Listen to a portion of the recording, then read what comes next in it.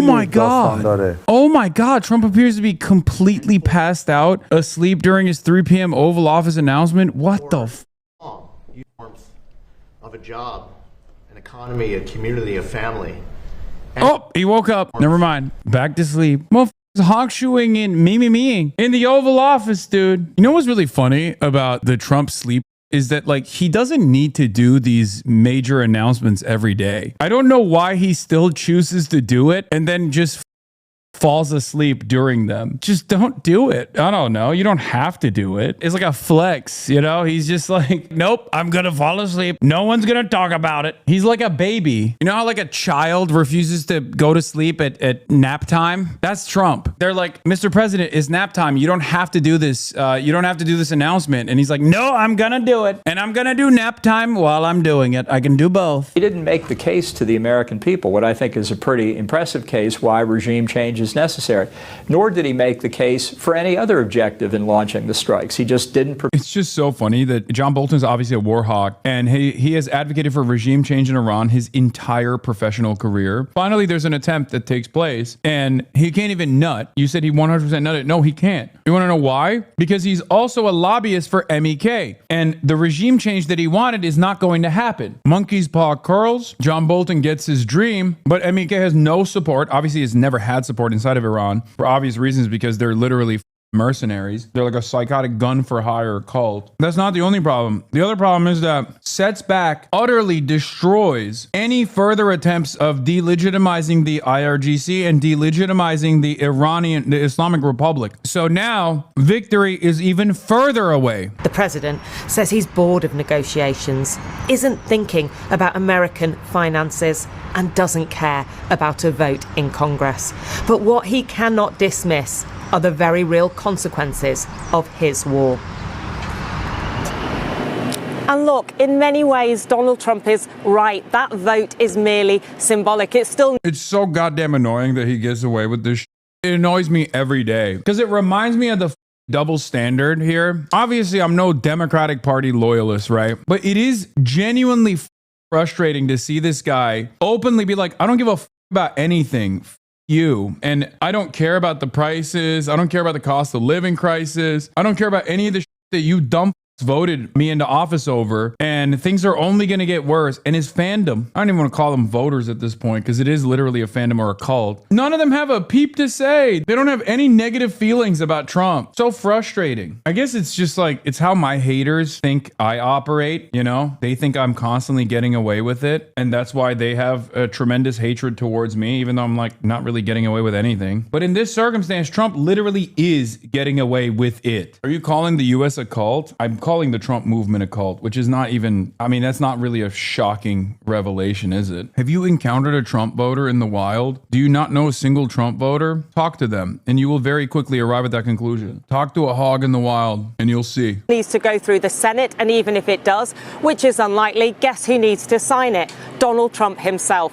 Now, you heard in my piece from John Bolton, I should stress he has very much parted ways with Donald Trump. In fact, the president tried to prosecute him over the mishandling of sensitive documents. There has actually been a plea deal today. But when it comes to Iran, Bolton has been absolutely critical. He was the one who persuaded Trump to leave Barack Obama's 2015 Iran deal, the one you've been discussing. The critique was that the inspection regime was too lax. But there you have it. It involves sending pallets of cash to the Iranians, which is why, as Bolton put it to me today, the president is in between a rock and a hard place. Because yes, he's degraded the Iranian military, but the regime hasn't changed. The faces are different, but the ideology is the same. So perhaps still the nuclear ambitions, and they have the same demands: money, pallets of it perhaps, which is why this is so tricky for Donald Trump, because he desperately wants a better deal than Obama. But many think that the best he can hope for is what Obama got in 2015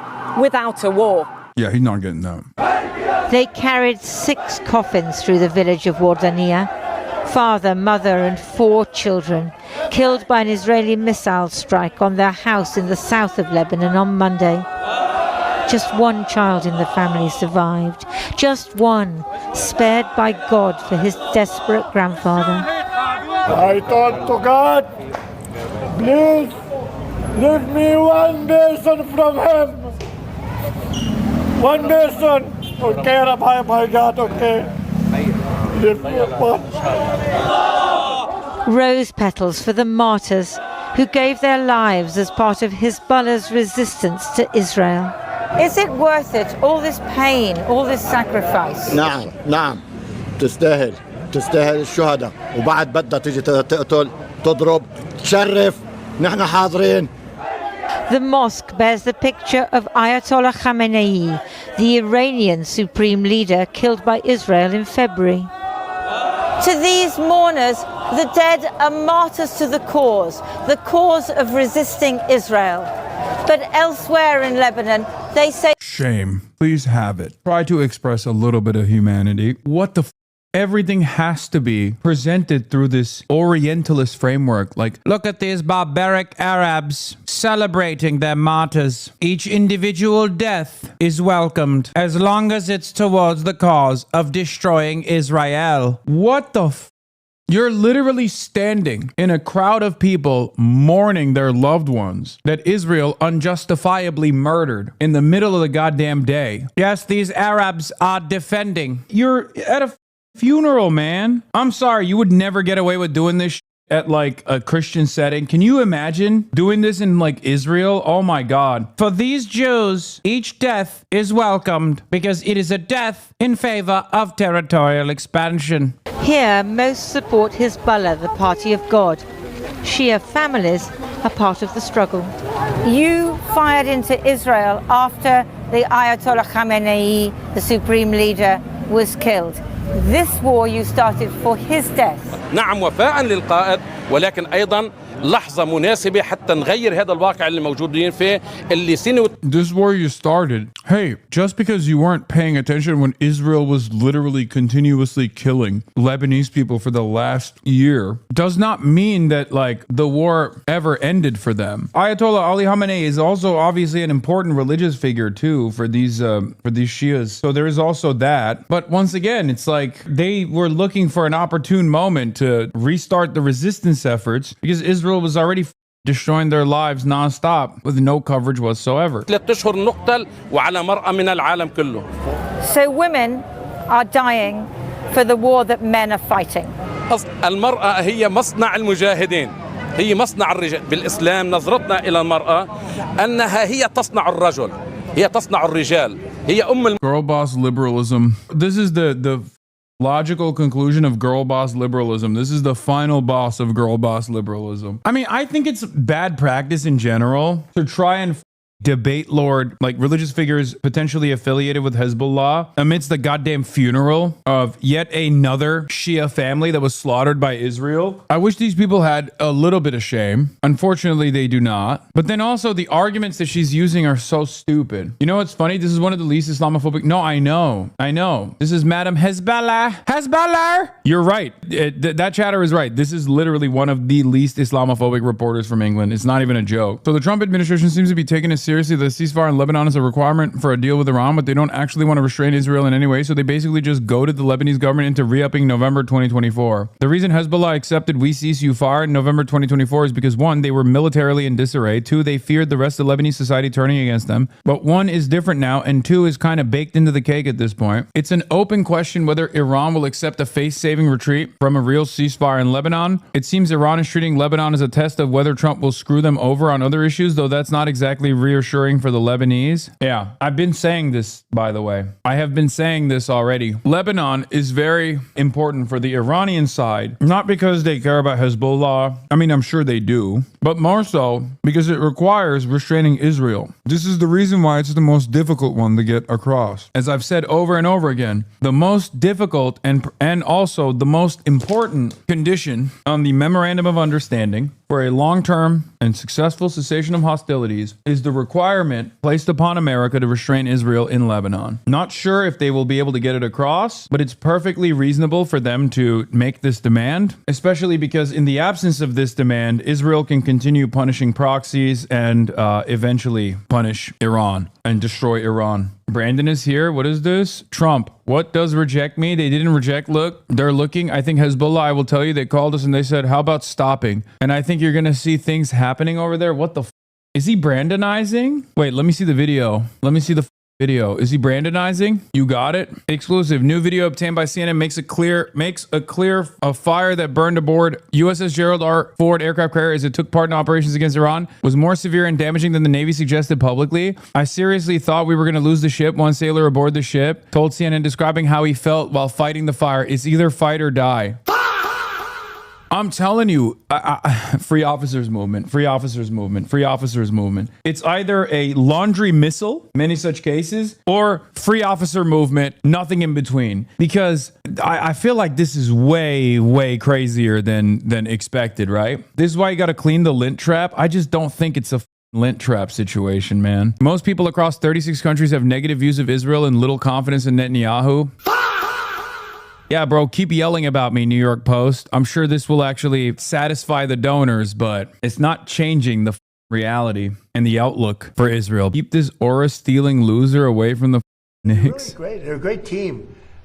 And I'm happy for Jim because Jim has really been fighting hard to, produce such a team. So you never know. The answer is yes, he's invited me. I'm going. I'll be there. Decided, sir? Say it? Game 3, game 4. It could be Monday, yeah. Monday. Mr. President, speaking in New York. Maybe I'll do both. You mentioned your meeting with Large majorities in most countries have negative views of Israel. Canada, very unfavorable to somewhat unfavorable, 38% to 27%. US, 28 to 32, which is weak as Pakistan, Zindabad, 87%. Very unfavorable. 87%. Oh my God. Total unfavorability rating in Pakistan, Zindabad is 95. Malaysia, 89. Where the is Turkey? Oh, 97%. 97% unfavorable.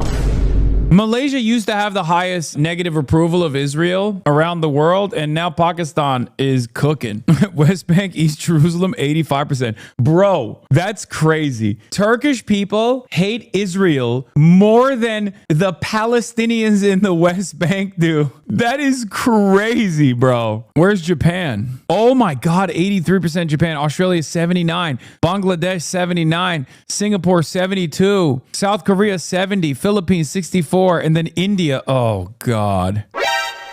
India, 28%. India is the only country that has a higher approval rating of Israel than a negative disapproval rating. And then, of course, yeah, Kenya is 47 to 50. Nigeria is 41 to 47. And Ghana is 36 to 49. Ugh. That's the evangelical vote in Africa? Yeah, I know. It's Christian evangelicals. It's a myth that centrists are overwhelmingly supportive of Israel and liberals are divided. Over 80% of liberals and 2/3 of centrists have a negative view of Israel. But politicians and American media pundits act like it's only a fringe group when it's 6 out of 10 Americans. We still got to get those numbers up, though. I guess India is just purely anti-Islam, right? Is that what it is? India is over 1 billion people. Okay, but this is still a poll. Not like it's, I'm sure that they've sampled adequately, you know?